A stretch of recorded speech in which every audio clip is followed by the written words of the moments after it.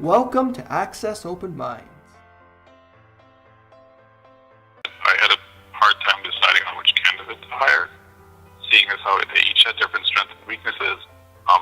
But what helped in overcoming the challenge was putting this person in the context of the situation and be really trying to picture if they were the right fit for the position. And one other challenge was will this person be able to take care of our students and our youth? And that really helped to kind of make a decision on what to do going forward. The challenge scaling up is going to be, how do you convince people that that the product at the end is actually bigger than you would have even thought about, and that there's nothing to be afraid of. C'est pas assez de juste impliquer quelqu'un, mais un jeune ou des jeunes, mais c'est de s'assurer que leur voix soit entendue. The level of consensus was actually very surprising, and I think it was actual genuine consensus also, and not groupthink, which was also a concern of mine at that time, that because of the power dynamics that traditionally exist in the system, we will just default to what the professionals say or think.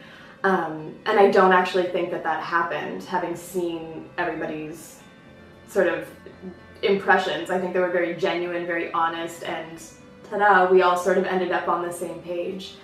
I think I will also commend the professionals at Central Office, because I was very impressed with them and their openness to listen, and their genuine approach to the process as well, because it could be something that you could easily pay lip service to, and I would say that we really, I feel that we didn't do that at Central Office. It was a genuine engagement. So I think that a lot of the conversation was really, the commitment was in values. If there was hesitation, it was in how do we make this possible within the settings for now and for the future. So this was an opportunity to say, you know what, like, let's look at those values and see how they're actually congruent with what we're saying. We're just broadening the definition of who needs to be on the table.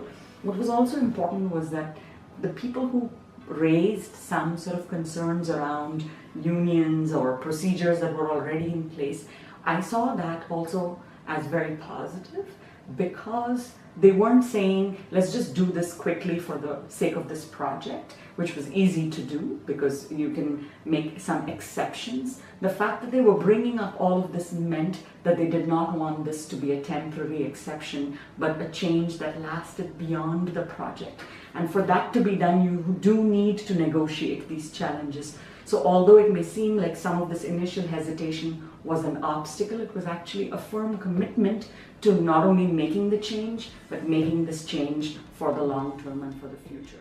Alors c'est sûr, l'implication des familles et des jeunes dans ce genre de processus, ça pose un défi pour les équipes. Ça demande d'abord une adhésion et une ouverture qui était quand même déjà là avec la vision qu'on a mis de l'avant, mais aussi ça demandait de l'adaptation dans nos façons de faire.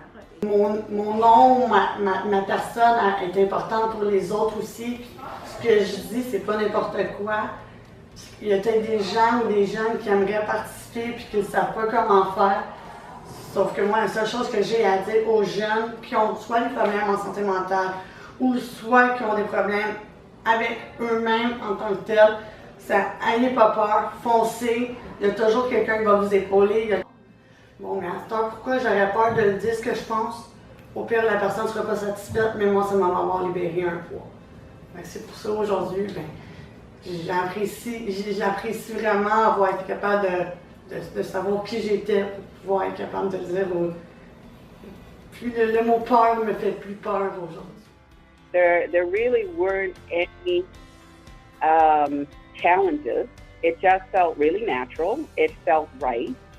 I can only speak from being part of the panel, and I think all of my colleagues around the panel and in the video all felt like it was just a natural event. And I don't want to oversimplify things, but I do think that oftentimes we make things complicated when really they don't have to be that complicated, including a young person, including a family member, including a community member, including an elder. What difference does that make if the big difference it makes is, will it get you the best candidate? process-wise, what does it really, policy-wise, process-wise, what does it really matter if you have someone who is a major stakeholder being represented in that interview panel? The big thing is, will it get you the best candidate? If so, no-brainer, include them. For stakeholders to fully participate, you do need to if they haven't been part of the whole Access initiative from the beginning, it's important for the site lead or the administrator who's conducting the interview to be able to give interview panelists some of the history of the TRAN process and the Access Open Minds, pillars, so that they have some awareness of what you're looking for in a candidate. And also talking to them about your hopes and wishes and dreams for this process. What is it? What's Access going to look like in our community or in our organization? What does it look like in the other sites? And how do we hope it will nationally and in a sustainable manner? So some of it you're talking about the realities of what's going on, and some of it you're talking about wishes, dreams, hopes, future for sustainability, and being able to ask that particular stakeholder, whether it's a policymaker or a researcher or a youth or an elder or a community member, how do you feel you can contribute to that in this interview process and hiring the right person for Julie m'a fait signe, ça m'intéresse moi, et je dis que tu sais que c'est une longue journée d'entrevue, il y aura quelques pauses. C'est important qu'on mange avant d'y aller, on est allés manger ensemble. Puis ça a l'air un peu superficiel, mais c'est essentiel. C'est que nous, on travaille avec des jeunes aussi qui peuvent ne pas avoir mangé le matin.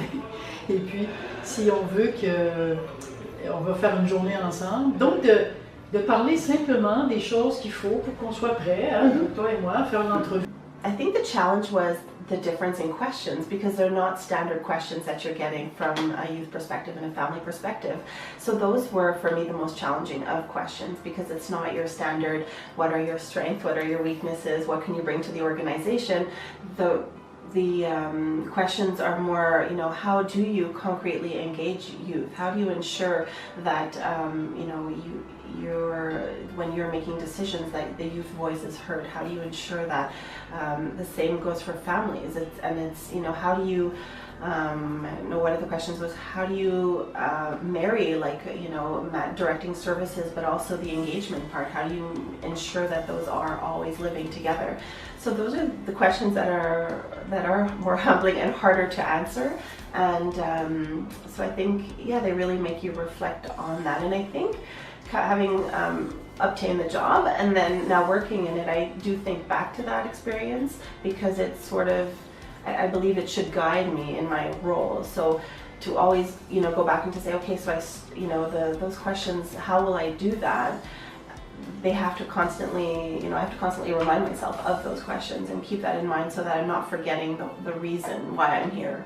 And so I think, so it's an experience that definitely has stayed with me since I have started here. Contact us at Access Open Minds if you'd like to explore how to include youth, family, and carers on the HR panels of your organization.